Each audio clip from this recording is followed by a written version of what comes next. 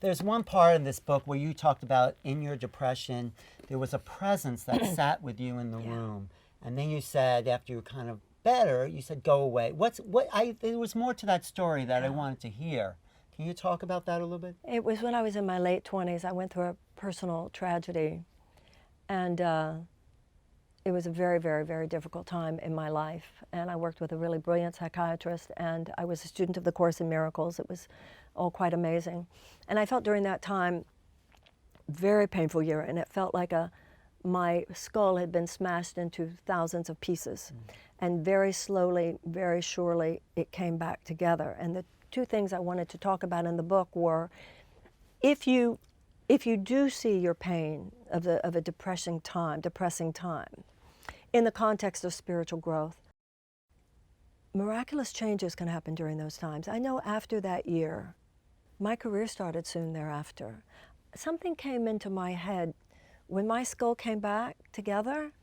Is that how it felt? Something was in here that hadn't been there before. And I've read so many stories of people like that. That's why if I had just been treated like I was, like if I had been chronically ill. Or or numbed out. Which was certainly offered. Right. So during that time, and why would you look to a corner of the society to heal you during a time like that? If that corner of the society doesn't even acknowledge the soul, why would you look to them to solve a spiritual crisis? It's a crisis of your soul, the dark night of the soul. The other thing that you're referring to there is that I did have a sense of a kind of mystical presence with me during that time. I go into it in the book. And then when I started to feel better, I still felt this presence. And it had been very comforting to me when I was going through it. But when my life started coming back together, I felt it kind of encroaching. And I had said during that time of my horror, I'd said a prayer, dear God, if you give me my life back, then I will do anything you want for the rest of my life. But then once I started to get better, I was like, thank you very much. I really appreciate that you were here and that you helped me, but I'm really cool now, and I know that you have a lot of people you could help. I was dismissing God and telling him he could go now.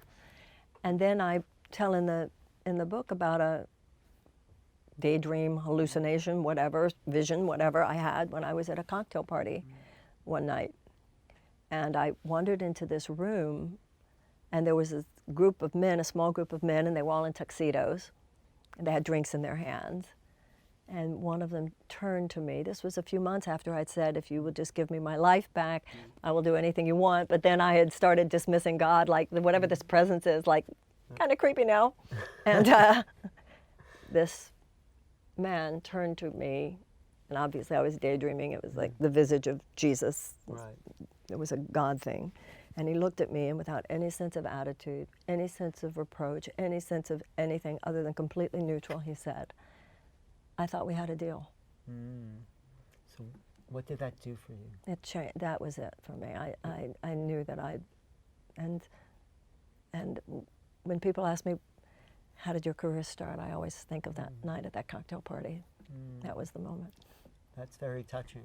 It is beautiful. Thank you.